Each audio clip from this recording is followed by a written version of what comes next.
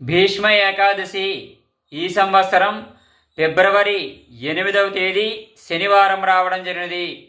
భీష్మ ఏకాదశి అనగా అత్యంత పరమ పవిత్రమైన పుణ్యదినము, ఉత్తరాయణ పుణ్యకాలంలో వచ్చేటువంటి విశేషమైన ఏకాదశి. ప్రధానంగా ఈరోజు భీష్ముడిని స్మరించుకోవడము, భీష్ముడికి తర్పణాలు విడిచిపెట్టడం ద్వారా మనకి ఉండేటువంటి పితృదోషాలు తొలగిపోతాయి. భీష్ముడు భీష్మ అష్టమి రోజున తన శరీరాన్ని విడిచిపెట్టి ఈ భీష్మ ఏకాదశి రోజున మోక్షాన్ని పొందారు.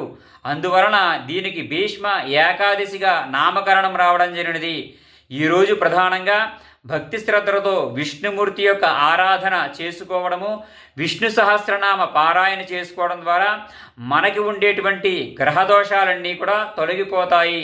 అంతేకాకుండా మనం తలబెట్టేటువంటి ప్రతి పనిలో కూడా విజయం లభిస్తుంది. ప్రధానంగా ఈ భీష్మ ఏకాదశి రోజున విష్ణుమూర్తి యొక్క కృష్ణుడి యొక్క ఆరాధన చేసుకోవడం ద్వారా మనకి ఆ శ్రీ మహావిష్ణుమూర్తి మోక్షాన్ని అందజేస్తాడు. అంతేకాకుండా ఈరోజు మన పరిసరాల్లో ఉండేటువంటి విష్ణుమూర్తి యొక్క ఆలయాలు దర్శనం చేసుకోవడం ద్వారా ఆ శ్రీ మహావిష్ణుమూర్తి యొక్క అనుగ్రహం మనకి లభిస్తుంది. కాబట్టి ప్రతి ఒక్కరూ కూడా ఈ భీష్మ ఏకాదశిని భక్తి శ్రద్ధలతో ఆచరించండి.